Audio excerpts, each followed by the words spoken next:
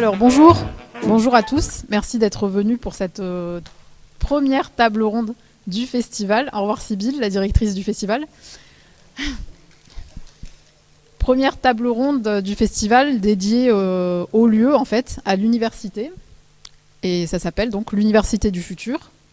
Et on va avoir, vous le verrez, une joute pacifique entre les anciens et les modernes de l'université. On verra ce que ça donne. Donc pour cette table ronde, on a des intervenants assez différents. C'est à l'image du festival qui porte sur tous les styles et tous les arts qui existent. Donc là, on a des enseignants, des ingénieurs de recherche, des chercheurs. Donc on a Hugo Bellagamba, qui est, vous le connaissez, auteur de science-fiction, qui est également maître de conférences en droit à l'Université de Nice. Je ne me souviens plus de ta spécialité. Histoire du droit, historien du droit. Christophe Bansard, qui est directeur du service de pédagogie innovante de l'université, ingénieur de recherche. Éric Guerci, enseignant-chercheur à l'ISEM, dans les locaux dans lesquels vous vous trouvez. Économiste, qui travaille plus spécialement sur l'économie comportementale et qui est un des enseignants les plus actifs en matière de pédagogie innovante à l'ISEM. À ma droite, confondons pas la gauche et la droite, à ma droite, donc Yanis Aliferis, qui est enseignant-chercheur à l'université, à l'école polytechnique. Je me trompe pas, Polytech Nice Sophia Antipolis, et qui intervient pour Turning Technology aujourd'hui, et qui nous fera une démonstration de ce qu'est une classe de pédagogie inversée. Et c'est pour cette raison que vous avez des boîtiers. Vous voterez pour moi à la fin. Julien Gartner, qui est chercheur en histoire et sociologie, c'est ça ? Je ne me trompe pas, on peut dire ça, qui est auteur de plusieurs films, c'est ça ? Documentaires sur le cinéma, etc. Et Yvan Gasso, qui fait son entrée comme un artiste par le haut, qui est professeur, enseignant-chercheur en histoire à l'Université de Nice Sophia Antipolis. On va commencer par une intervention de Christophe Bansard, qui va tout de suite nous faire rentrer dans le futur de l'université et de l'enseignement. Allez Christophe. Merci Samira. Alors, merci de m'avoir invité déjà, parce que la science-fiction, je dirais que je ne suis pas un spécialiste, mais l'exercice m'a intéressé. On m'a demandé de projeter l'université dans le futur, dans une science-fiction probable. Et pour commencer mon propos et ma petite histoire introductive, j'aimerais vous inviter à lever la tête en fait et à regarder un petit peu le lieu dans lequel on est ici. Et finalement, je ne sais pas si vous voyez comme moi, mais vous savez comment ça s'appelle ici, comment ça s'appelle là où on est. Ça s'appelle un amphithéâtre. Voilà, c'est bien. Tout le monde est au courant, donc tout le monde a voté, 100%. Eh bien, cet amphithéâtre, ma foi, on est dans une université moderne. Pour autant, l'amphithéâtre, il date quand même d'un certain... il a été inventé il y a très longtemps, hein, l'époque des Romains, même un tout petit peu avant. Et finalement, on est dans le lieu de la pédagogie moderne du 21e siècle, on est encore dans un amphithéâtre. Alors bon, ça pose un certain nombre de questions. Et on va essayer de se projeter un petit peu dans le passé avant d'aller dans le futur, de se dire, il y a 2000 ans, imaginez... les étudiants face à un enseignant, seul érudit dans l'espace, à connaître, à maîtriser l'ensemble des concepts, puis de sciences, puis d'informations, il animait, il théâtralisait le savoir. Et donc il avait ce rôle d'acteur qui mettait en scène ce savoir. Et les étudiants, les citoyens de l'époque, bon, ils étaient comme au spectacle du savoir, au spectacle de la science, et ils y assistaient très heureux de pouvoir profiter de cette information actualisée. Et l'université, c'était finalement peut-être le seul lieu où on pouvait accéder à cette information. Alors si on revient maintenant aujourd'hui, est-ce que vous pensez sincèrement que les étudiants d'aujourd'hui viennent chercher du spectacle à l'université, le spectacle du savoir, de la mise en scène? Est-ce qu'ils n'ont pas par ailleurs déjà tout un tas de lieux de mise en scène de ce savoir, de ces connaissances, de cet éveil scientifique?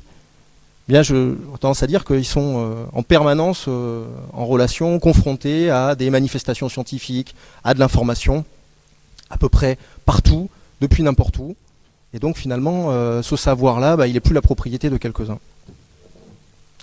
Donc tout un tas de distractions pour l'étudiant. Et ce savoir, justement, si on s'arrête un petit peu à ce savoir, est-ce que vous avez une idée du nombre de pages, d'articles qui sont présents dans Wikipédia? Non, une idée, c'est en millions, en centaines de milliers. On peut pas les faire. Ah, il faudrait les faire cliquer, mais on verra après. Non, c'est peut-être trop tôt. Si, fais-les cliquer, vas-y. Ah oui, oula, ça va être compliqué. Non, mais ça va être compliqué. Sinon, on va déborder. C'est gentil. Donc je vais répondre alors du coup. 30 millions, 30 millions d'articles sur Wikipédia. Et des pages vues par jour sur Wikipédia, il y en a 10 milliards. Donc on peut penser 10 milliards de pages vues par jour, on peut penser que tout le monde accède à peu près à l'information à n'importe quel moment quand il le souhaite.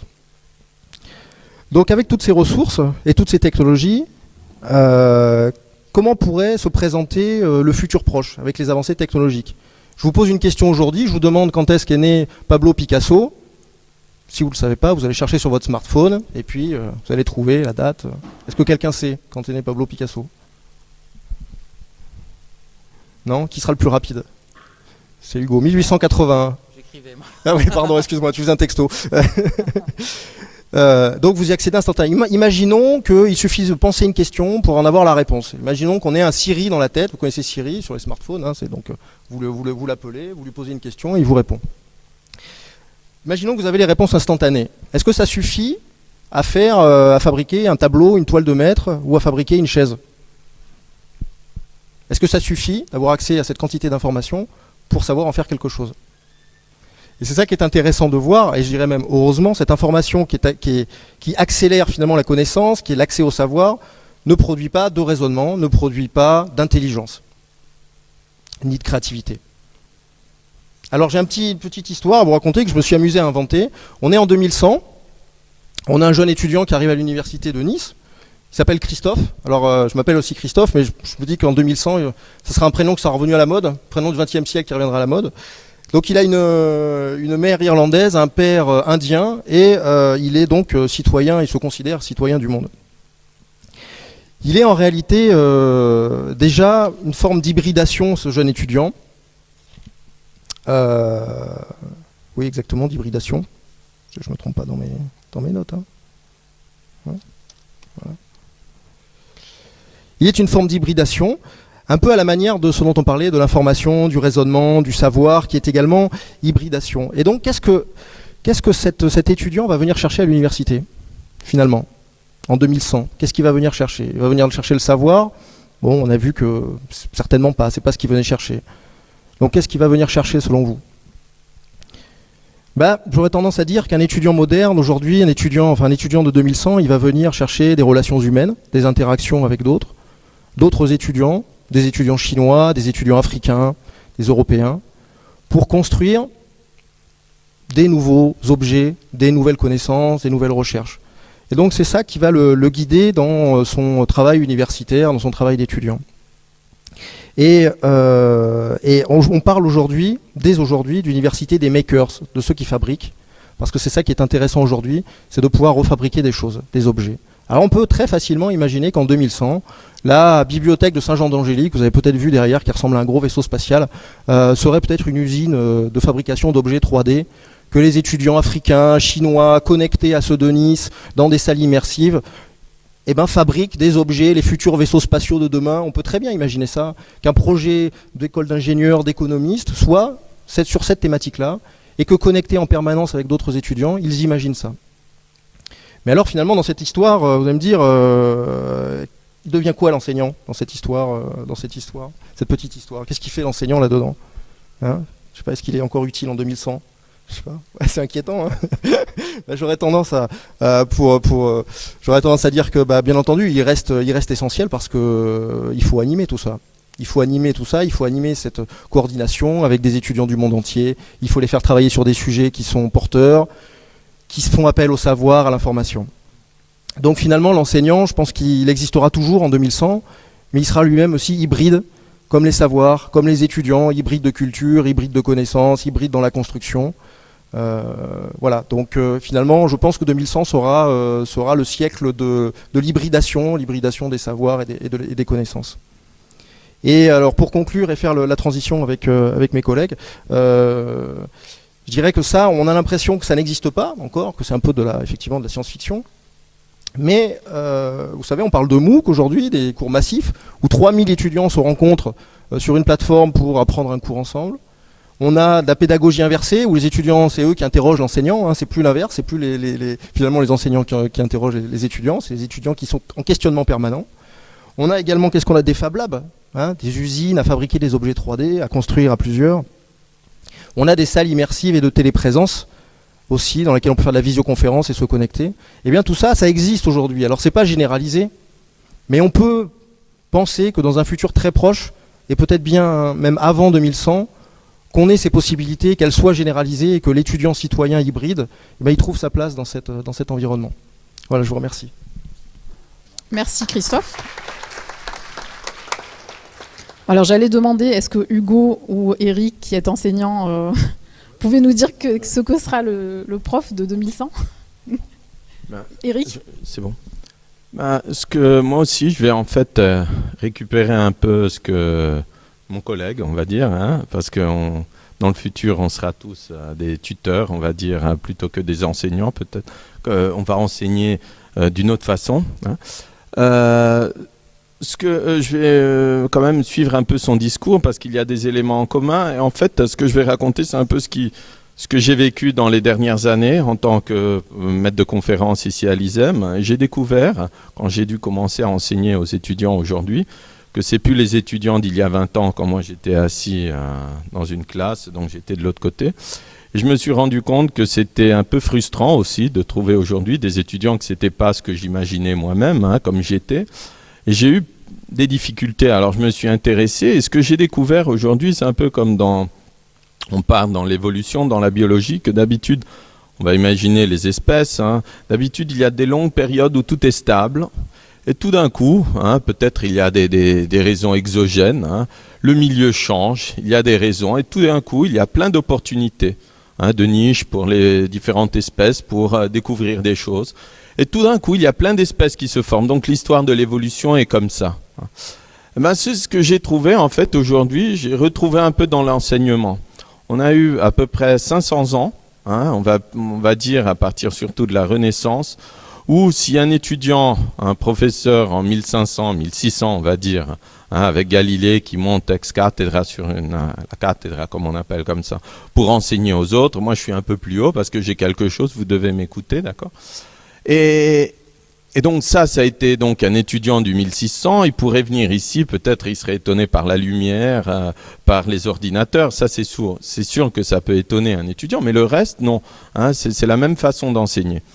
Et moi, en fait, ce que j'ai découvert, qu'aujourd'hui, on est dans une situation, peut-être c'est les technologies, je ne sais pas, hein, mais c'est vrai que les technologies aident, mais c'est pas tout. Il y a un grand débat, on a découvert qu'il y a plein d'opportunités, et donc il y a tout d'un coup une explosion de solutions. On peut entendre parler de pédagogie inversée, pédagogie active, il y a plein de termes, d'accord.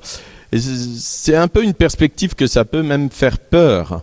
Parce que effectivement, ça pose des problèmes par rapport à l'enseignement classique qu'on a connu. Celui-là, on le maîtrise, on sait quels sont les résultats, mais on ne sait rien de ce qui va se passer. D'accord ? Donc c'est une perspective qui peut quand même un peu inquiéter, même par rapport au futur. Mais c'est une période très intéressante. Et un des thèmes, un des mots, je trouve, les plus importants, c'est celui de faut avoir confiance. Et cette fois-ci, pas dans les professeurs, mais surtout dans les étudiants. Hein.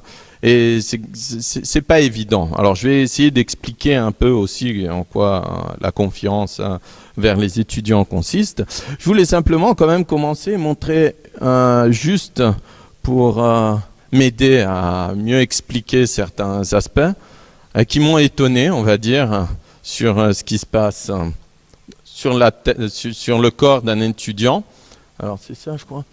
Alors ça, c'est en fait une recherche. Hein. C'est pas statistique parce que c'est une seule personne.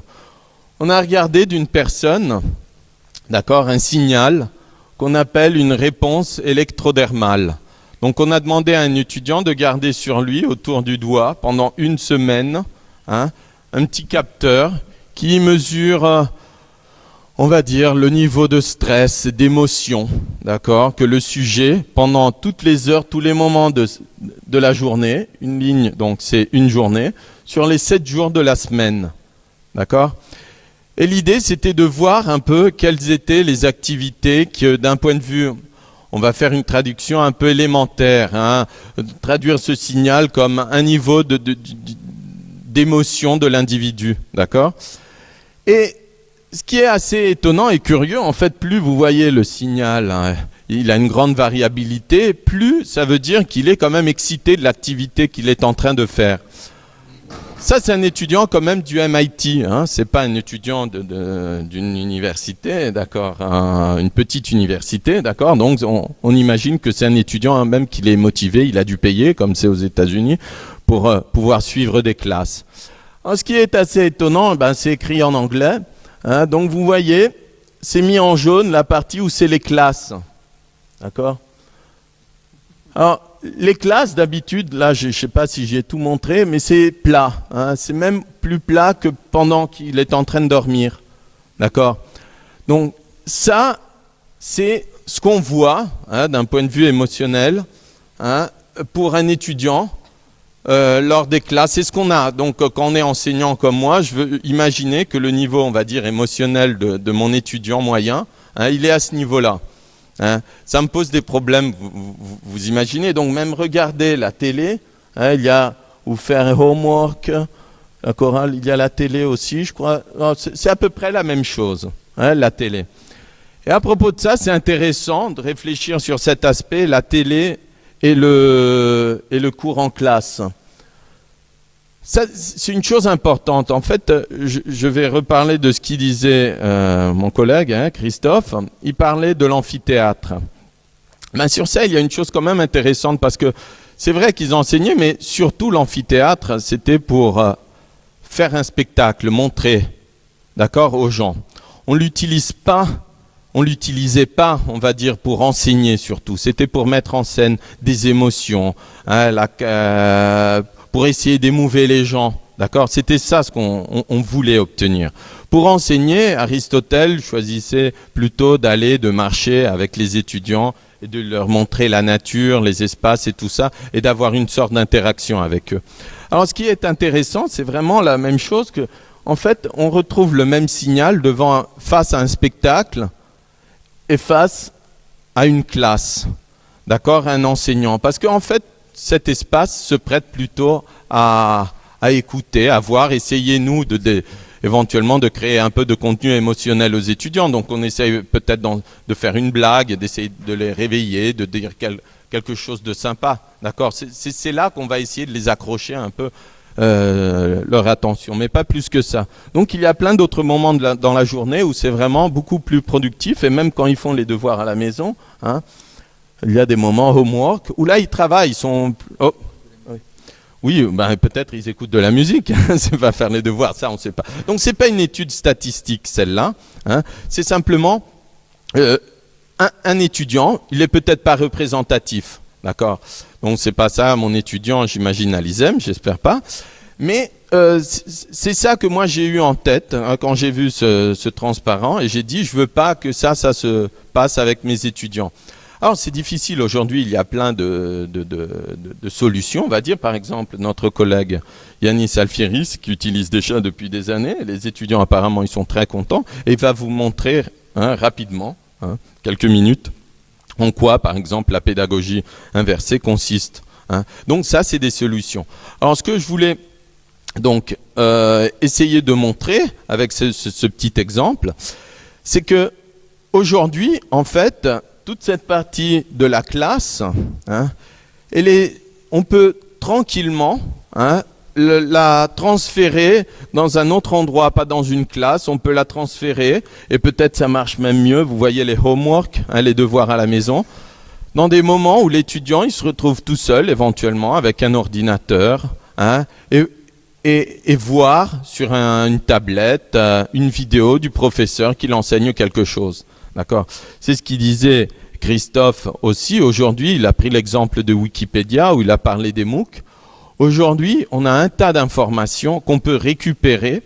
Et des fois, moi, même comme professeur, je me pose des problèmes si ce que j'enseigne ici, hein, que peut-être il s'inspire du bouquin d'un professeur, que les étudiants aujourd'hui, ils peuvent trouver le cours du professeur même, hein, sur Internet. Donc, je peux me poser quand même des problèmes si ce que j'enseigne, c'est vraiment intéressant. Ça serait pas mieux de dire à l'étudiant de suivre le cours directement, hein, du professeur auquel je m'inspire. D'accord ? Donc, ça pose des problèmes. Donc, qu'est-ce qui reste ? En fait, et ce qui reste, c'est de nouveau, si on voulait, on peut revenir à Aristote, c'est vraiment l'interaction. Hein, c'est cette dimension qu'on n'aura jamais sur les MOOC. Pour l'instant, peut-être on peut imaginer un moment où il y aura même les hologrammes, et on pourra peut-être interagir d'une certaine façon comme ça. Je ne vais pas raconter une histoire avec des hologrammes, hein, pour la 2100. Peut-être ça sera une solution aussi pour l'enseignement. Hein, mais ce qui reste aujourd'hui, et pour moi, ce qu'il faut augmenter le plus possible, c'est vraiment l'interaction. Et une autre chose, pour moi, un autre point sur lequel peut-être je vais terminer pour laisser la parole aussi les autres, c'est l'aspect de la confiance, d'accord ? Parce que du moment où on va commencer à interagir, moi, on va dire, je vais commencer, Yanis, il va peut-être se mettre déjà là-bas, c'est un premier pas, hein, il va descendre, hein, mais un autre pas, c'est vraiment de faire un peu comme Aristote, de s'asseoir avec vous et de travailler tous ensemble, d'accord ? Donc le rapport professeur-étudiant change, donc c'est pour ça que je parlais de tuteur plutôt que d'enseignant. Et ça, c'est vraiment un gros problème, hein, parce que ça fait pas partie de notre culture, hein, d'avoir ce rapport. Nous, on est protégés, on va dire, ici comme professeur. On a ce rôle, et si on doit descendre entre vous, ça nous pose des problèmes, même comme quel est notre rôle dans la société, on va dire, comme professeur. C'est un problème assez ressenti, je veux dire, parmi les professeurs, parce que c'est vraiment, ça change complètement notre perspective de l'enseignement. Et une chose sur laquelle on peut envisager donc le futur de l'enseignement et de l'université, c'est vraiment un endroit où vraiment on peut interagir, travailler ensemble, amener des projets et les développer ensemble, d'accord ? Où théoriquement chacun, et on doit avoir confiance donc dans les étudiants, ils doivent amener quelque chose. Et je reviens un peu sur Wikipédia. Une chose très importante, ça c'est de la création de connaissances. C'est pas une création de nouvelles connaissances, d'accord ? C'est, on va dire simplement création de nouvelles de connaissances. Et il y a une chose importante, là je peux pas vous montrer Wikipédia, mais il y a vraiment une partie sur l'écran de Wikipédia qui est très importante. C'est tout en haut où il y a écrit « Edit ». D'accord ? C'est ça le mot magique, la chose importante d'une page Wikipédia. C'est la possibilité de quelqu'un de se mettre au niveau des autres, de cliquer sur le bouton et ajouter, hein, son contenu. D'accord ? Ça, c'est la chose importante. Aujourd'hui, on fait confiance aux autres. On permet de développer des outils quand même très importants, hein, comme Wikipédia. Alors on doit imaginer qu'effectivement, chaque étudiant, il doit aujourd'hui avoir le droit, hein, de pouvoir demander, de pouvoir participer lui aussi, et faire un edit, on va dire, lors du cours, qu'aujourd'hui, il n'a même pas le temps de demander au professeur « Pardon, vous pouvez me laisser 5 minutes pour réfléchir sur ce que vous avez dit ?» On ne lui laisse même pas les 5 minutes pour réfléchir. Lui, il est obligé seulement à écouter, il n'a même pas le temps de réfléchir, d'accord ? Donc, on doit recréer un autre rapport, nous avoir confiance sur le travail des étudiants, les étudiants sur le nôtre. Et c'est un nouveau rapport qui doit se construire, hein, autour de ces nouvelles méthodologies pédagogiques. Et je crois que c'est le bon moment pour laisser la parole. Oui, c'est tout en haut d'habitude. Ah oui, ouais, Hugo. La parole à Hugo. Non, oui, c'est vrai, pardon. Hugo qui a simulé récemment sa propre crise cardiaque devant ses étudiants. Pour voir s'ils étaient en mode classe ou en mode homework. Oui, j'ai le sens du spectacle. Merci de le rappeler, Samira. Alors, moi, je vais essayer d'être bref, parce qu'il y a beaucoup de monde qui doit encore parler, et moi, je veux pas, voilà. Mais tout ce que vous avez dit tous les deux, Eric et Christophe, je suis entièrement d'accord. Je vais juste faire un bémol. Un bémol, mais vous allez voir, pas sur le fond, mais plutôt sur les modalités ou sur la forme de ce qu'ils ont dit. Tout ce qu'ils vous ont présenté, ta projection en 2100 et la manière dont l'interactivité, l'interaction avec les étudiants, tout ça, moi j'y souscris pleinement. Et c'est pas du tout parce que je suis historien du droit et habitué au cours magistral que je reviendrai sur ces éléments-là. Au contraire. Simplement, voilà, j'attire votre attention sur un élément très simple. Regardez. Ça, c'est un ordinateur. Il est à moi, je m'en sers pour enseigner. Ça, c'est un téléphone portable. Il est à moi, je m'en sers pour enseigner. Ça, c'est mon objet le plus précieux. C'est une montre Gousset offerte pour mon équipe. Montre Gousset analogique.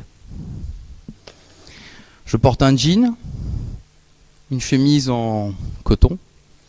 Et donc, je suis un être complètement hybride. Il y a en moi du passé, du présent, du futur, de la technologie numérique, de la technologie analogique, et juste la volonté d'enseigner. Ce qu'on ne doit pas faire, lorsqu'on parle de l'université numérique du futur, c'est confondre la fin avec les moyens.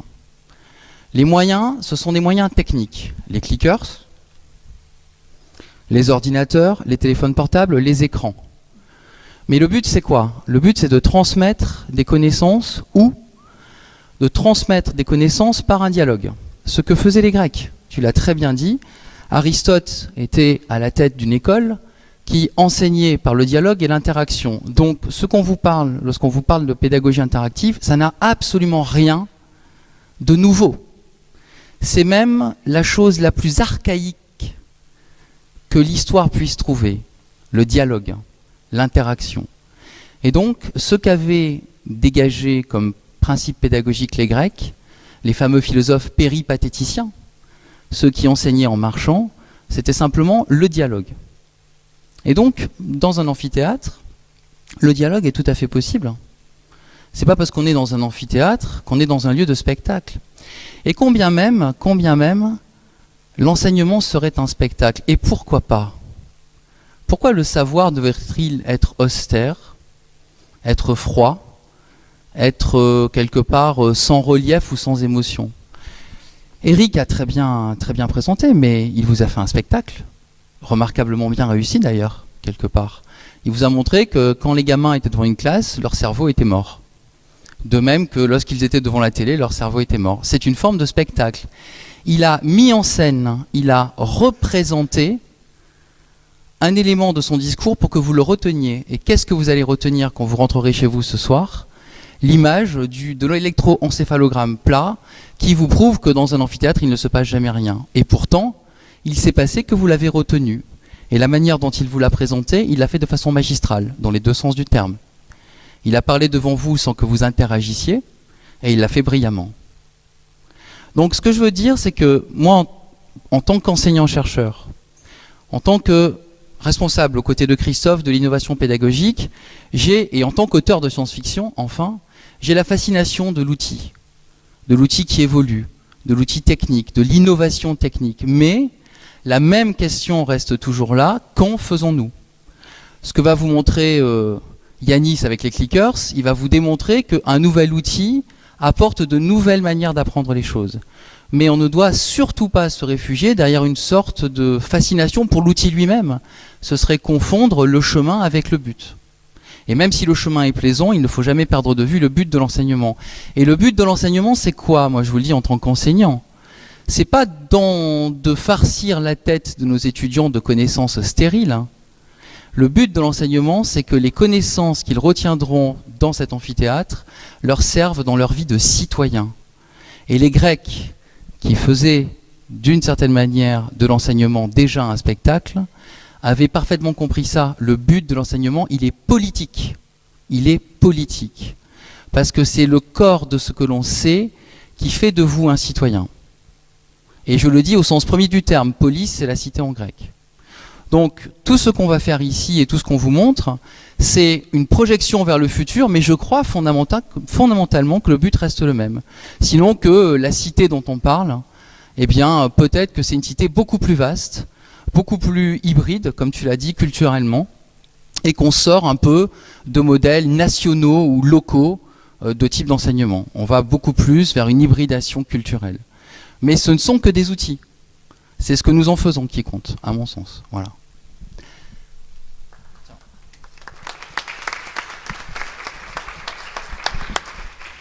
Yanis, on va faire maintenant une démonstration interactive de ce que c'est qu'une classe inversée. Je vais citer sans le micro parce que d'habitude j'utilise un micro-cravate ou carrément ma sacrette. Et je n'ai pas envie que la technologie, voilà, ça reste dans les mains, comme disait Hugo.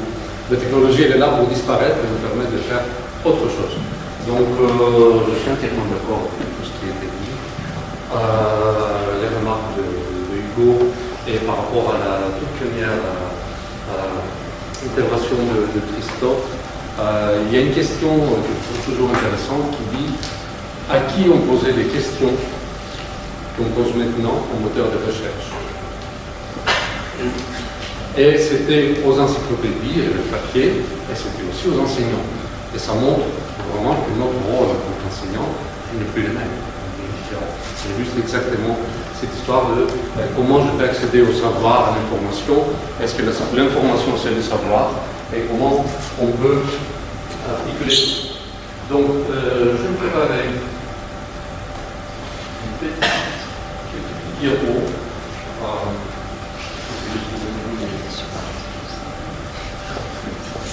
Donc on va parler un peu de classe inversée et surtout des boîtiers de vote électronique. C'est les petits boîtiers que vous avez normalement devant vous. Et on va voir à quoi ça peut servir cette technologie. On est dans un festival de science-fiction, donc il y a science et il y a fiction. Moi je me trouve plutôt du côté de la science, des choses comme ça. Mais j'ai vu que dans le programme, et en général, dans la science-fiction, on parle souvent de ce genre de choses, de situations d'apaisanteur. Donc, situation d'apaisanteur, ça tombe très, très bien parce que demain, juste à côté, en Amphi 3, il y aura une excellente conférence sur l'apaisanteur dans la science-fiction. Donc, avec extrait de films, entreprises, etc. Et j'ai trouvé l'occasion vraiment optimale pour parler aujourd'hui pas de apaisanteur, mais de plaisanteur, de poids, de force, des boules qui tombent par terre, de ce genre de choses. C'est une sorte de préparation pour la conférence de demain. Et pour faire ça, on va utiliser les critères. Il y a plusieurs façons d'utiliser les critères. Je vais vous poser par exemple une très mauvaise question. En quelle année a eu lieu la première édition du festival de l'inscription? Je vais vous proposer plusieurs dates. Et vous choisissez, il y a une bonne réponse, c'est cette année, et il y aurait de mauvaises réponses. Okay, ça nous aurait montré quelque chose, mais je trouve que ce n'est pas très intéressant. Donc je vous pose une autre question, qui a un rapport justement avec quelque chose de rêve. Donc c'est une expérience de pensée que je vous demande de faire, et je vous demandais même aux personnes qui sont un peu isolées de rejoindre votre blog, de faire des petits îlots, parce qu'après il faudra un peu voir au niveau collectif. Ça donne. Donc, imaginons une expérience très simple. On prend deux boules métalliques qui ont la même taille. On peut penser à deux boules de pétanque, quelque chose de concret, mais il y a une différence. Les deux boules n'ont pas le même poids. Ils ont la même forme, la même taille. Il y a une qui est 2 fois plus lourde que l'autre. Il y a une boule de pétanque homologuée et l'autre qui n'est pas. Donc plus lourd, plus légère, ça dépend de comment on réfléchit avec ça, pour pointer ou tirer. Bref, vous prenez ces deux boules métalliques et vous montez en haut d'un immeuble, pas très haut, disons au 3e étage, par là. Et vous faites attention, vous, comme ça avec les mains, vous regardez les personnes en dessous, et vous les lâchez, simultanément. Les deux boules vont tomber. Et la question concerne le temps qu'ils vont mettre pour arriver au son. Donc, je vous demande de réfléchir silencieusement. Qu'est-ce qui va se passer dans cette expérience? Comment les choses vont se passer? Et on n'a pas à faire des études de physique pour répondre à la question. On vit dans ce monde, on a tous des modèles intuitifs sur le mouvement. On essaie d'imaginer qu'est-ce qui va se passer, comment. Est-ce qu'ils vont arriver en même temps, pas en même temps, avec une différence petite ou grande? On analyse un peu la situation et je commence à vous proposer des réponses Une première réponse qui dit que la plus lourde, elle va mettre 2 fois moins de temps que la plus légère. Elle va tomber plus vite, pas seulement plus vite, elle va mettre 2 fois moins de temps. C'est la plus lourde, c'est qui est 2 fois plus lourde. Ça, c'est la réponse A. Il y a une autre possibilité qui est complètement inverse. C'est la plus légère qui va mettre 2 fois moins de temps que la plus lourde. Troisième possibilité, les deux vont mettre à peu près le même temps. On va s'arrêter là.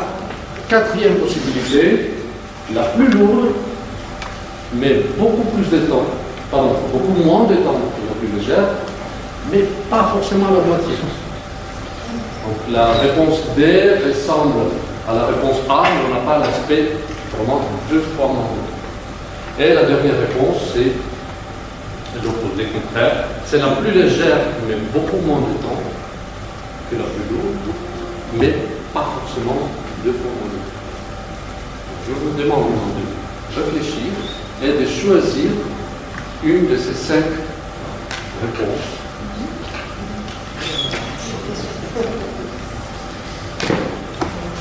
Et donc, on va ouvrir le sondage.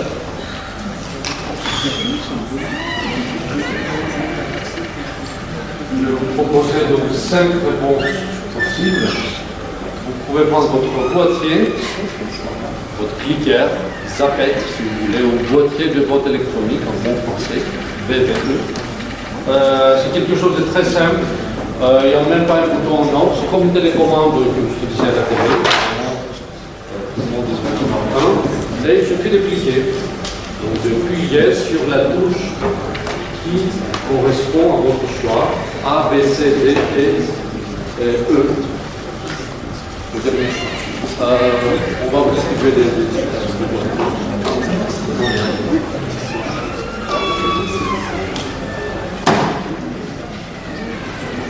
donc essayez de ne pas discuter pour l'instant, s'il vous plaît. Chacun réfléchit à 5 euros. On va discuter des voitures. On va discuter après.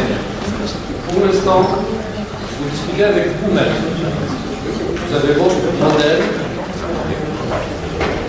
et vous pouvez choisir entre A, B, C, D, E. Si vous n'avez pas encore de boîtier, mon collègue va faire le nécessaire. Vous voyez, ça reste encore un peu comme à l'ancienne. On a les assistants qui passent les tableaux, etc. Voilà, on ne va pas changer quand même. Bon. Voilà. Donc les 2 boules ont la même taille et n'ont pas le même poids. Il y a une qui est 2 fois plus lourde que l'autre. Donc c'est sûr qu'il y aura une de ces choses qui vont se passer. J'aurais pu rendre les choses un peu plus compliquées et ajouter un 6e choix qui dit il y a une bonne réponse. On va le faire après.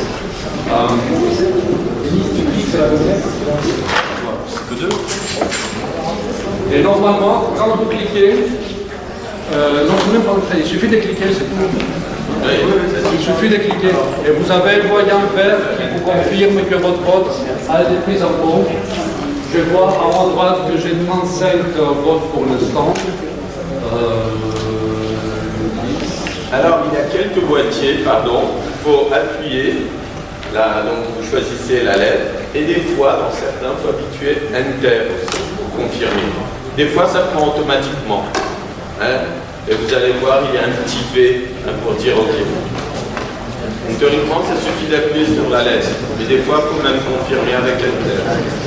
Donc, on est à peu près au bon nombre de réponses. Globalement, quand vous faites cet exercice dans un amphi, vous n'attendez pas forcément que tout le monde réponde, parce que les études montrent que à peu près le 20% qui arrive vers la fin, ils cliquent au hasard. Donc, à peu près quand vous avez 80% de présents qui ont répondu, vous pouvez arrêter ce jeu et vous demandez aux participants de trouver un voisin qui n'est pas d'accord avec eux et d'essayer de les convaincre de leur donc, vous pouvez voter une deuxième fois. C'est exactement le même choix. Donc vous pouvez voter, vous pouvez changer d'avis, vous pouvez garder le même avis. Je n'impose pas les consensus au niveau des groupes. Il y a une technique qui demande à chaque groupe d'arriver à un consensus. Ça, c'est pour une autre histoire. Donc là, vous pouvez voter. Après ces discussions, vous avez changé des arguments, vous avez entendu les autres, vous vous êtes exprimé, et on y va. Deuxième tour des élections, et on va voir ce que ça va donner. Donc, vous avez voté, et si je veux vous mettre un peu la pression, je vous dis que vous avez une petite quinzaine de secondes. Après le sondage va se terminer automatiquement.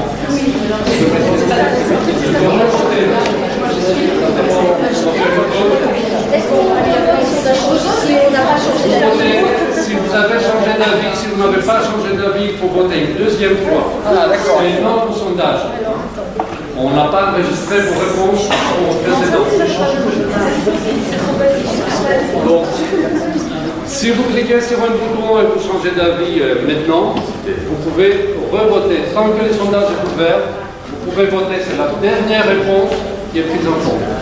Pas la réponse intermédiaire. Donc là, je pense que tout le monde a voté. On va laisser le temps faire son travail. On est libre de 7 secondes. Et j'aimerais avoir votre avis. Donc, quel vote et surtout, pourquoi? Qui va s'élancer? Vous avez tous voté pour quelque chose. Ce qui nous intéresse ici, c'est le raisonnement. Plus que la bonne ou mauvaise réponse. Allez, on est entre nous, il n'y a pas la télé, il n'y a pas une autre.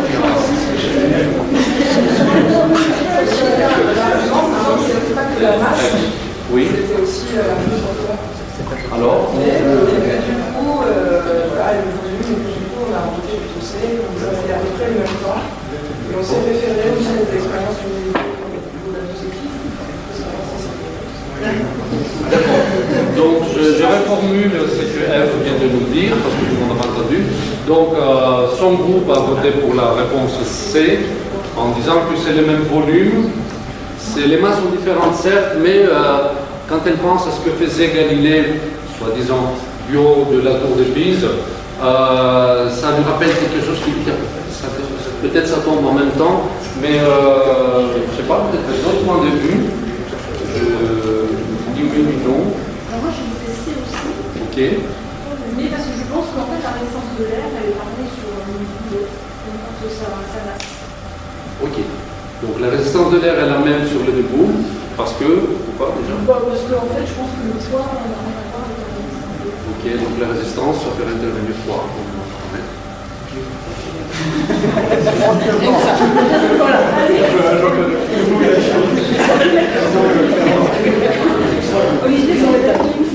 Ok, bon, peut-être la forme. Peut-être la forme sur la résistance, c'est la même chose. Ok, on peut continuer pendant assez longtemps comme ça, mais on peut aussi montrer les résultats et dire que sur le deuxième sondage, on avait un grand pourcentage. Je peux l'exprimer en termes de vote, mais je peux l'exprimer aussi en termes de pourcentage. Ce qui m'intéresse, c'est de voir un peu s'il y a eu un changement entre les deux tours.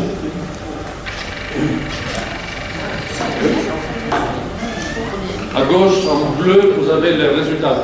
Premier vote, ça se joue entre C et D.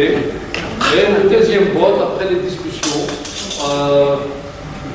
de façon un peu magique, non, les interactions dont parlait Hugo ont fait que vous avez convergé vers ce qui est en effet la bonne réponse. Et là, la place de l'enseignant, c'est de venir, on ne va pas faire tous les cours, tous ces morceaux de cours, de venir ici et de commenter une par une toutes les réponses.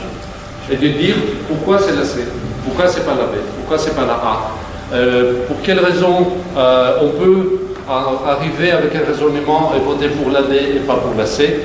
Et finalement, le plus important, c'est pas que moi, en tant qu'enseignant, je vois comment l'amphi a voté, mais c'est que chacun de vous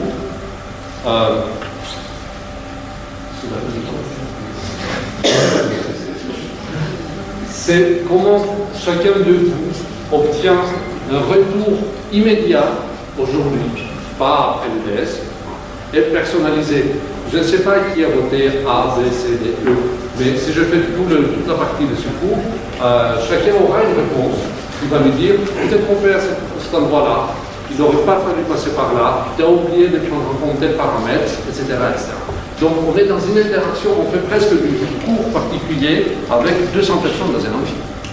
Parce que le système, par récepteur, j'ai un petit récepteur sur mon ordinateur, je peux récupérer 400 réponses en même temps. Et si j'avais besoin de plus, je branche un deuxième récepteur et ça marche aussi. Donc très rapidement, on oublie le système, critères, etc. Et on se concentre sur l'essentiel qui est la pédagogie. Donc c'est la pédagogie qui est l'important, c'est pas la technologie, c'est exactement ce que nous disait Hugo tout à l'heure. Et je vais continuer un peu dans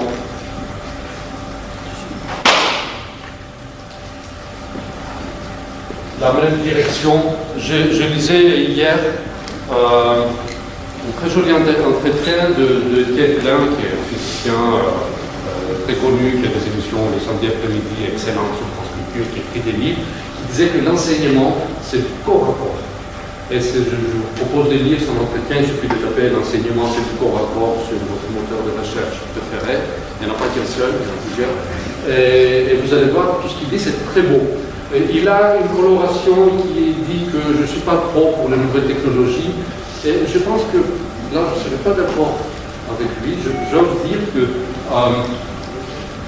quand vous faites un cours dans un amphi comme ça, donc tout ce qui est vert, c'est des places pour les étudiants. Tout ce qui est rouge, ce sont des places laissées vides. Imaginez dans cet amphi, j'aurais pu vous demander de vous placer et de laisser des couloirs. Et pendant que les groupes fonctionnent et changent, je passe dans les rangs. Et je discute avec les groupes, un peu comme j'ai fait avec vous maintenant. Et ça devient du corps à corps. Ça n'a rien perdu de l'essentiel de notre travail. D'être là, mais pas avec une masse amorphe dans un amphi. Ça, c'est du corps. C'est du flash. Donc, tout ça, ça a l'air nouveau, mais évidemment, c'est pas si nouveau que ça. La question que je viens de vous poser, ça vient d'une série de questions qui s'appelle le Force Concept Inventory. Donc, c'est un ensemble de questions sur les concepts de force et de mouvement. Et c'est David Estel qui a fait ça dans les années 85, il a publié une série d'articles. Et pourquoi il a fait tout ça? Parce qu'il s'est rendu compte que dans l'université publique de Arizona, aux États-Unis, il avait posé ce genre de questions purement qualitatives à des étudiants de physique, avant qu'ils suivent un cours de physique, de mécanique, vous allez voir tout ça. Il avait à peu près 40% de bonnes réponses, hein, à peu près, par exemple à cette question. Il a posé le même questionnaire, purement qualitatif, à la fin du cours. Le cours, c'était toutes les équations, résolution de problèmes, maths, c'était des cours costauds dans une université de trop bonne qualité. Et qu'est-ce qu'il a vu qu'à la fin, le pourcentage s'améliorait un tout petit peu. Et c'est là où on a commencé à dire, il y a quelque chose, les étudiants savent résoudre les problèmes, mais les concepts, ça ne passe pas. Ils n'ont pas vraiment appris, ils n'ont pas changé leur conception. Ce qui se joue derrière ces questions, c'est la conception d'Aristote, justement on en parlait tout à l'heure, la physique d'Aristote et la physique de Newton. Et ça se prend tous intuitivement si on ne réfléchit pas suffisamment, avec suffisamment d'attention, on est dans la physique d'Aristote. C'est une grande discussion. Et quand il a publié cette série d'articles, personne n'a prêté attention parce que se disait ah tiens, dans les autres amphis ça se passe mal, mais pas dans le mien. Et tout le monde avait ces idées-là. Et finalement, les gens qui ont commencé à reprendre ces résultats se sont rendus compte que finalement ça concernait tous les étudiants. Donc c'est pour moi le grand changement de ce qu'on appelle de façon vraiment erronée innovation pédagogique. Il n'y a rien de neuf au niveau pédagogique, les principes nous viennent de Treumont. Des Grecs anciens, mais aussi ça nous vient de tout ce qu'on appelle le socio-constructivisme. Le savoir, on le construit avec des interactions sociales. C'est ce que vous venez de faire à grande échelle. Donc, vous pouvez avoir beaucoup plus d'infos sur une belle page qui s'appelle The Problem of Lecturing, qui reprend un peu toute l'histoire. Et c'est de là que ça commence, toute cette histoire, et aussi l'histoire quelque part de fameux cliquets sur le déboîtier de votre électronique. Derrière tout ça, une phrase qui m'a vraiment marqué dit exactement la même chose, que l'apprentissage est le résultat de ce que l'étudiant fait et pense. Et que de ça. Et que si on veut favoriser, aider l'apprentissage, tout ce qu'on peut faire en tant qu'enseignant, c'est influencer ce que l'étudiant doit faire pour apprendre. Donc le faire faire et le faire penser. Évidemment, un cours magistral sans interaction ne fait pas ça. Donc c'est avec ce genre de raisonnement qu'on arrive dans tout ce qu'on appelle maintenant les nouvelles pédagogies qui ne sont pas nouvelles. C'est un peu mon cheminement vers ce qu'on appelle la pédagogie inversée.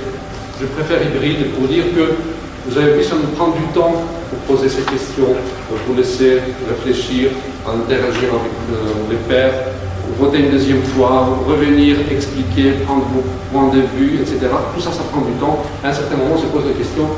Très bien, c'est super utile, mais la présentation du contenu, mon cours, je le fais quand mon cours. Et la pédagogie hybride, c'est dit, ton cours, tu le mets en ligne, dans des vidéos, dans des documents, autrement, et tu demandes aux étudiants de regarder ça avant de venir. Et on inverse ce qui se faisait avant à la maison, on faisait le cours magistral, on disait, attention, ça ne suffit pas, il faut aller chez vous, ruminer tout ça, répondre à votre sauce. Mais là, ils sont seuls, ils sont perdus, ils n'ont personne pour discuter et l'enseignant n'est plus là pour répondre aux questions sur le moment. Donc on inverse. Le cours se fait à la maison et le homework se fait en présentiel. Donc il y a une vidéo sur Canal U, il y a un très bon reportage fait par les services très compétents de l'université, où vous pouvez voir toute cette pédagogie inversée, comment elle est mise en œuvre dans un cadre concret, avec les vidéos, avec tout ça, et en présentiel, avec les cliquettes, parce qu'il vous faut un moyen technologique pour pouvoir interagir avec votre public. Donc, mon cours inversé, ça vient ça fait partie de ce qu'on appelait le projet Pactivance.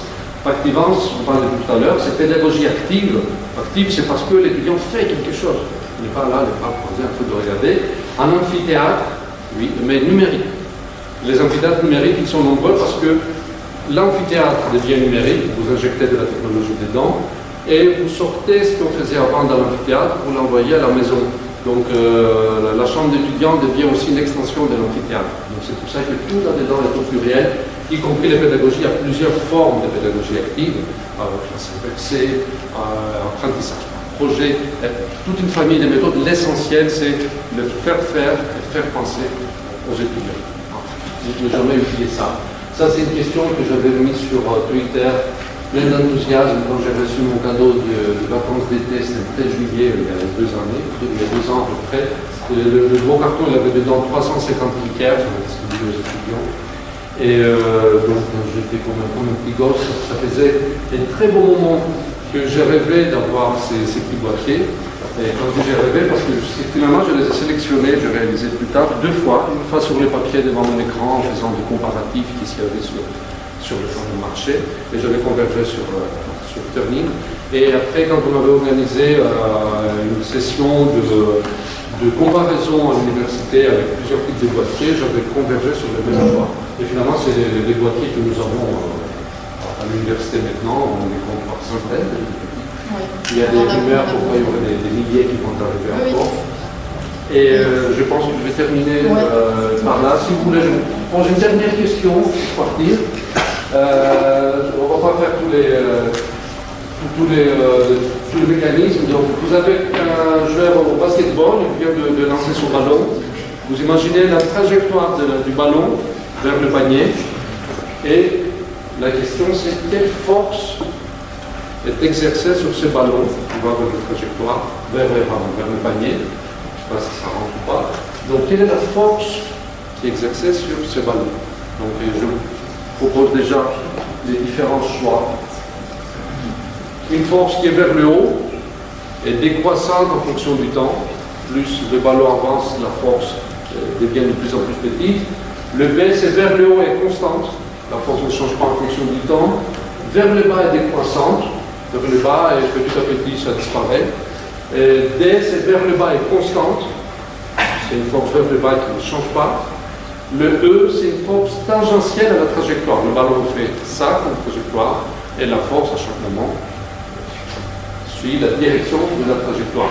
Et là, si on veut accéder à ce qu'on appelle les niveaux métacognitifs des étudiants, on peut proposer aucune bonne réponse. Ça veut dire qu'il faut vraiment réfléchir, peut-être qu'il n'y a rien de tout ça. Et il faut en parler aussi.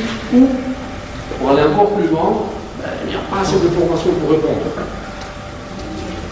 Et là, vous activez dans vos étudiants des capacités mentales qui disent est-ce que je peux vraiment répondre ou pas? C'est pas la même chose que de dire tu choisis parmi 5 choix, il y a un bon et 4 mauvais.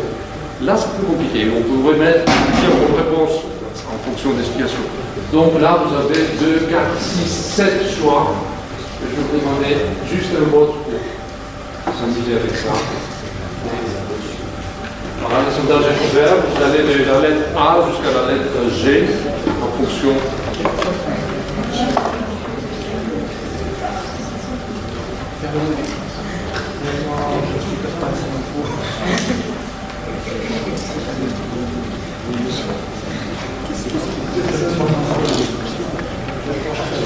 Donc normalement c'est une phase à laquelle on ne discute pas encore, on réfléchit chacun dans sa tête silencieusement et après on peut revenir.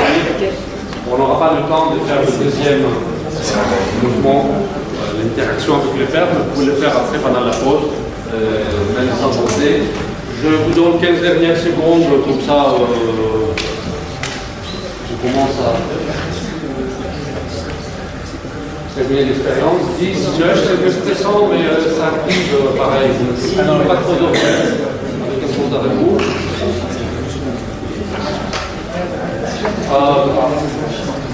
Je peux montrer ou pas, est-ce qu'il y a des gens qui sont convaincus de la bonne réponse, de la partager avant de montrer? Parce qu'il faut qu'on montre après. On va voir ça. Ah, il y a un peu de tout, ça c'est l'idéal. Là, vous mettez à discuter et vous voyez un peu comment on peut sortir quelque chose de cette histoire-là. Ça c'est le rêve de l'enseignant. Parce qu'au début on pense qu'il faut arriver à 100% de bonnes réponses et ça n'a aucun intérêt. Vous avez 100% de bonnes réponses. Ok, c'est bon, on continue, on ne peut rien faire. Ça vous affirme que d'abord c'est le concept, c'est acquis, on peut aller plus loin. Mais c'est ça qui est intéressant. Parce que là, vous créez des interactions entre le père. J'espère que pendant la pause, vous allez parler que de ça, et pratiquement de rien d'autre. On va voir. Donc je vais m'arrêter ici. Si vous avez... Et la bonne réponse alors? On peut voir ça après. Vous pouvez me contacter par email, je suis sur Twitter et une page web. Et vous pouvez inspirer de vous donner des références sur votre smartphone.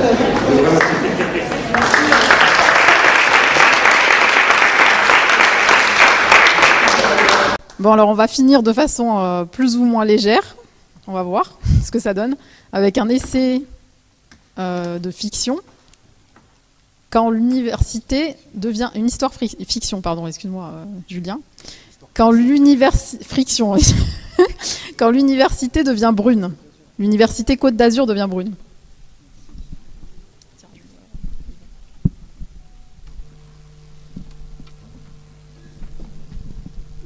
Est-ce que ça va marcher?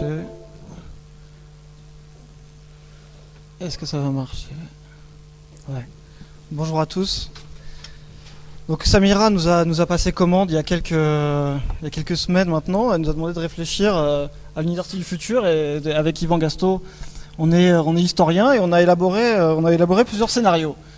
Alors un premier scénario, peut-être un peu trop futuriste, on a rêvé d'une université sans CNU, d'une université sans copie à corriger, sans agent comptable, sans AERS, sans commission de spécialistes, mais c'était peut-être un petit peu trop qu'on a laissé tomber. Une deuxième université, une université un peu dégénérescente, une université coupée du monde, où les professeurs deviennent des morts vivants ou des zombies, et leurs étudiants aussi, par dommage collatéral.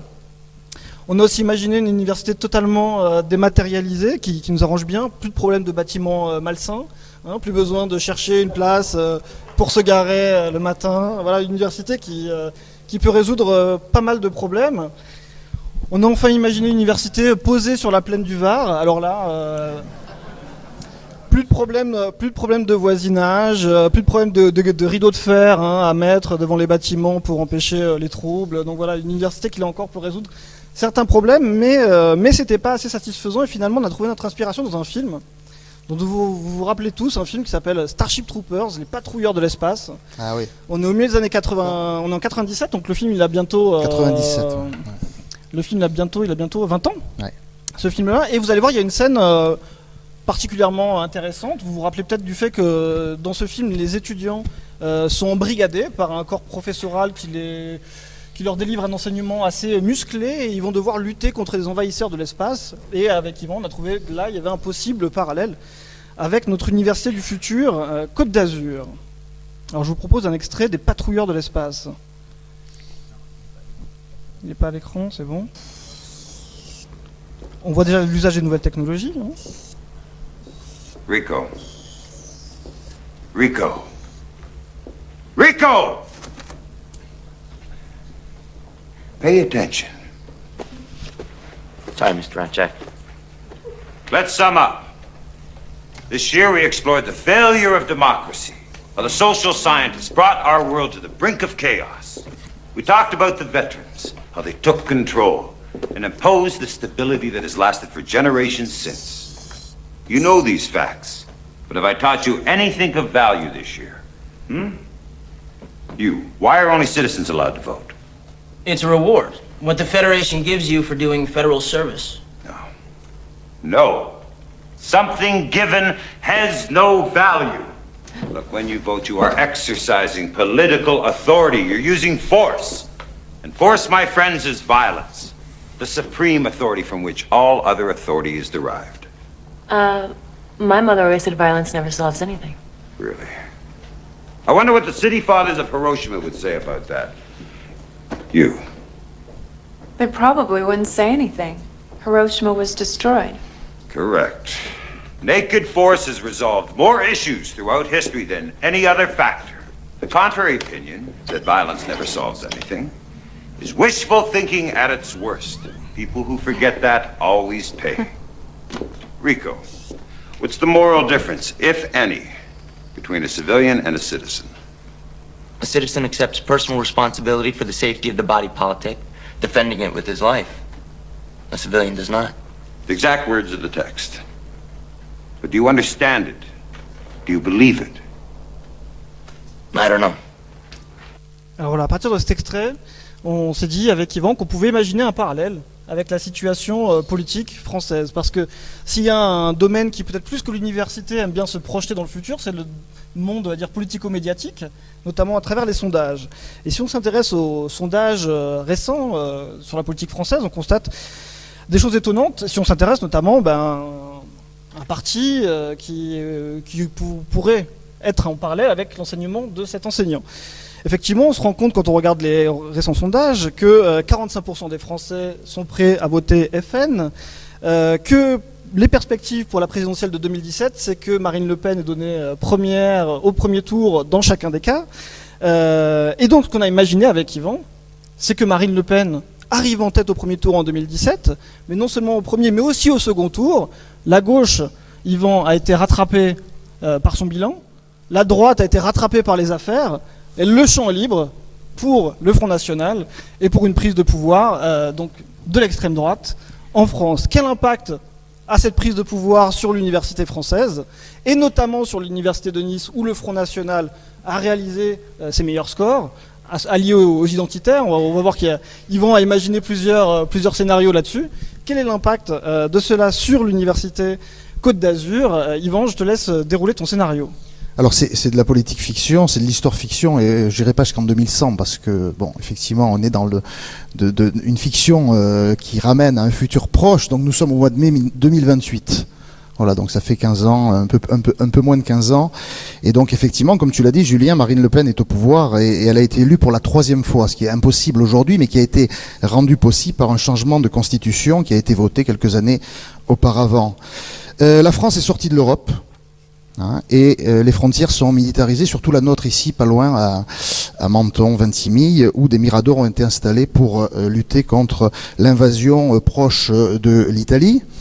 Nice est connue surtout pour son université pilote, et Marine Le Pen, avec son équipe, a focalisé sur l'université de Nice, qui est considérée effectivement comme un site majeur d'un laboratoire d'idées de l'idéologie frontiste. Une idéologie frontiste, effectivement, auquel un certain nombre d'hommes politiques locaux se sont ralliés volontiers, et il y a là une réalité qui fonctionne depuis quelques années. Par exemple, à Saint-Jean-d'Angély, il y a un grand centre de recherche, ex-MSH, qui s'intéresse à l'identité nationale et qui a relancé les études raciales. Centre de recherche également biologique pour l'amélioration de la race à Valrose. Chaque étudiant est doté d'une tablette multifonction. En début d'année, c'est une promotion. On peut revenir à ce que vous disiez tout à l'heure. Et en même temps que cette tablette, chaque étudiant, en début d'année, est doté d'un uniforme. On est revenu à l'uniforme, ce qui est un élément intéressant. On appelle ça la blouse, mais des blouses qui sont finalement différenciées en deux catégories. Première catégorie, les Français. C'est une blouse bleu-blanc-rouge avec une veste et une cravate. Et puis, il y a une autre catégorie marquée par des teints bariolés. Et la catégorie des teints bariolés, ce sont ce qu'on appelle les étrangers. Les étrangers sont étrangers parce que leurs parents sont étrangers, donc ils sont étrangers parce que les origines sont étrangères. Pour les Français, il y a là des tests ADN qui ont été proposés pour qu'on arrive à mettre en place cette situation de séparation.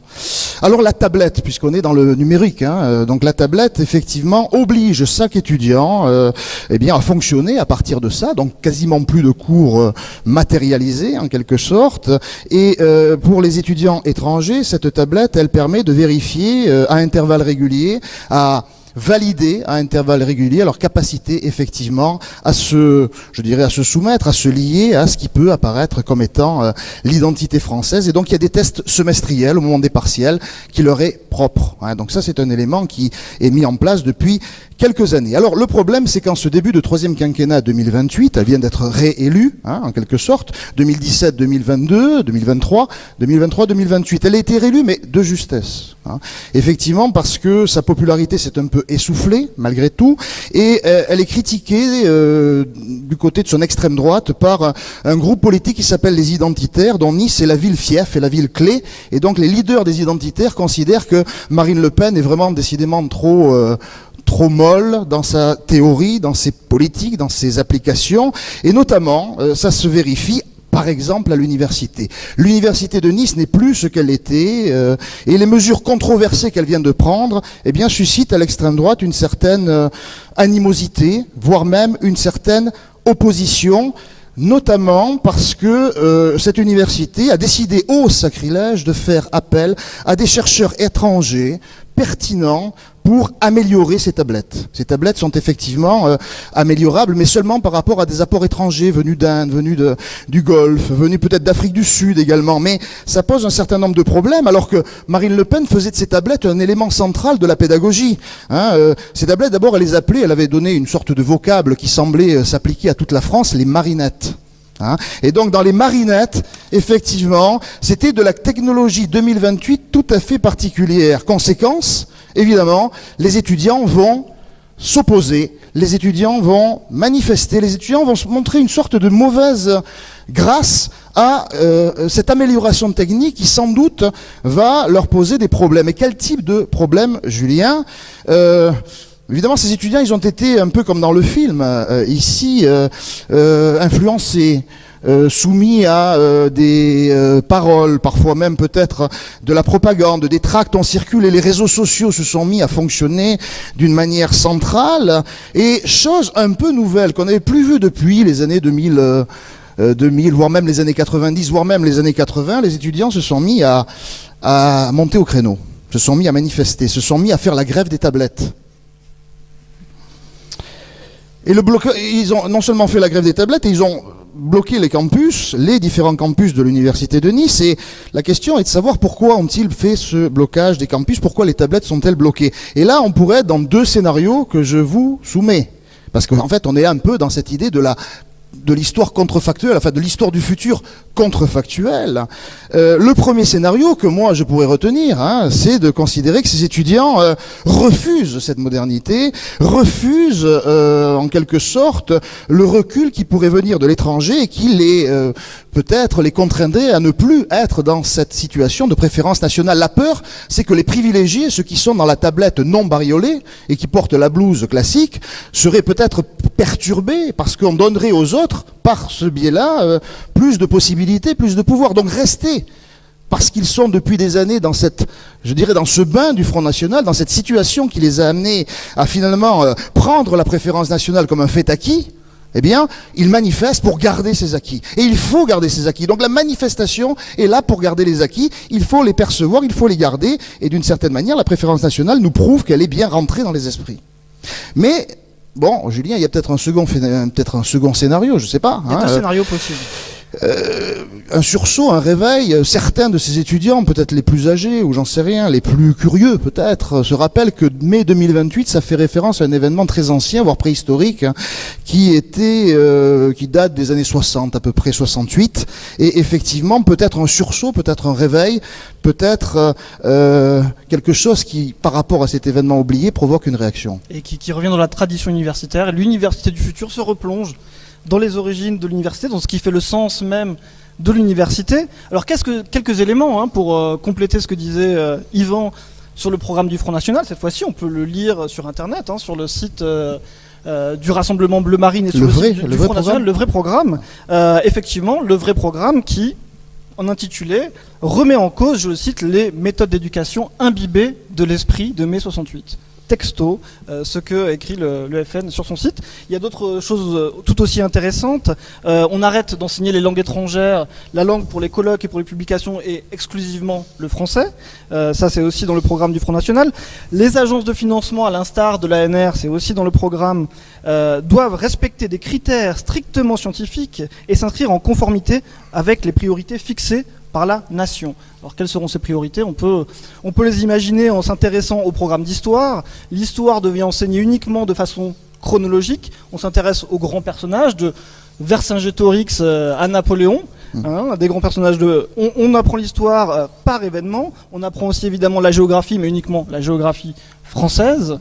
Donc un programme qui est clairement orienté sur une lecture nationaliste qui rappelle d'autres réformes de l'éducation dans d'autres pays un petit peu plus tôt, notamment l'Italie fasciste qui avait appliqué le même genre de programme.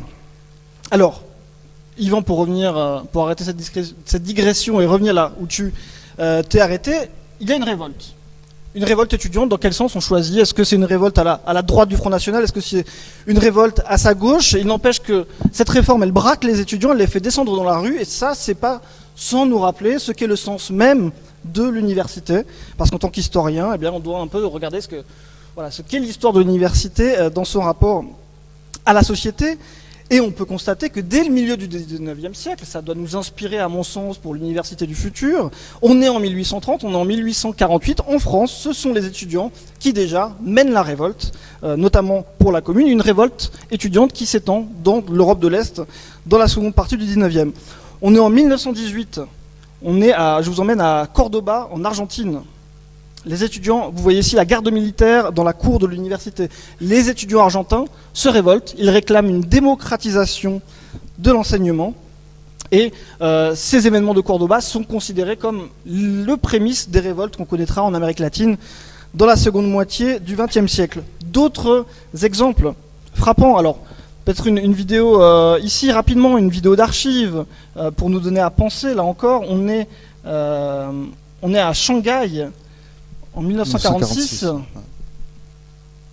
je ne sais pas si ça va marcher. Bon, j'arrive pas à sélectionner ça, mais c'est pas grave. On va laisser tomber Shanghai. Où est-ce que ça marche ? Voilà, on est à Shanghai en 1946. Les étudiants chinois descendent dans la rue pour réclamer le départ des troupes américaines. Vous avez vu la photo un petit peu plus tôt, en 1963, on est à l'université d'Alabama. L'étudiante Vivian Jones est accompagnée par la garde nationale, appelée par Kennedy, pour rentrer dans l'université au nom des droits civiques qu'on commence à accorder aux Noirs aux États-Unis à cette époque. Je reviens à mon PowerPoint pour vous donner d'autres exemples. Alors, après 63, on peut trouver d'autres exemples. En 68, évidemment, pas seulement en France, mais dans le monde entier, de Cuba à Tokyo, en passant par le Mexique, les étudiants descendent dans la rue. En 70, là on est à Seattle, mais dans tous les États-Unis, les étudiants bloquent le pays pour protester contre la guerre du Vietnam. En 73, on est à Athènes, c'est à l'école polytechnique que les premières manifestations contre le régime des colonels ont lieu. Le premier soir, 80 morts, 80 étudiants qui sont tués par l'armée. Et puis on peut multiplier les exemples comme ça. Évidemment, on est à Pékin en 89, on se rappelle tous des images de la place Tiananmen où les étudiants descendent dans la rue. Téhéran, de 99 à 2009, à chaque fois pour des élections, les étudiants réclament plus de démocratie. Le printemps arabe, et c'est peut-être pas le hasard si le printemps arabe démarre en Tunisie en 2011, dans un des pays du monde arabe où le taux d'éducation est le plus élevé. Le Chili en 2011, les manifestations des étudiants chiliens continuent encore aujourd'hui. On réclame là aussi la gratuité de l'enseignement et la démocratisation de l'enseignement. Montréal, en 2012, encore aujourd'hui, les étudiants québécois sont redescendus dans la rue pour réclamer des frais d'inscription qui en baissent, pour réclamer la fin de la récession économique. Hong Kong en 2014, c'est tout près de nous, la révolution des parapluies. Rangoon, on est en Birmanie aujourd'hui, les étudiants manifestent contre la junte militaire. Autant d'exemples qui doivent nous rappeler que l'essence même de l'université, le passé de l'université, peut-être ce qui prépare le futur, ce qui reste invariable dans l'histoire de l'université, ce sont ces révoltes étudiantes. On est un peu loin de la France, là. On est loin de la France. On est loin de la France, mais tout ça pour dire que dans notre scénario, on peut imaginer une fin heureuse, on peut imaginer une happy end.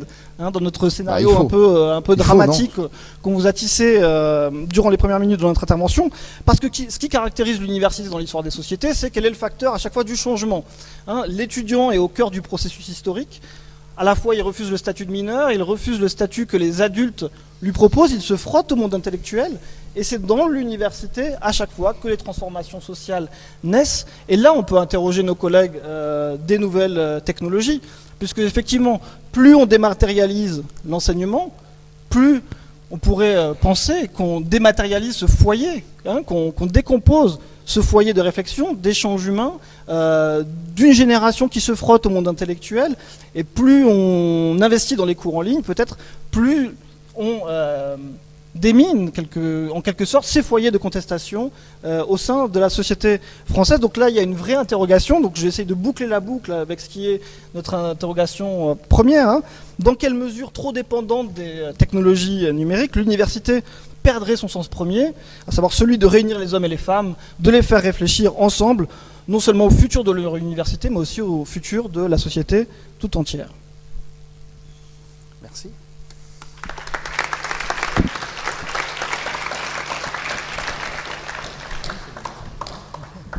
Vous pouvez voter sur le scénario, un ou deux, c'est ça Quel scénario vous préférez? Votez pour celui qui a votre préférence. Est-ce que quelqu'un souhaite peut-être réagir à ce qui vient de se dire? Non? Oui, bien sûr.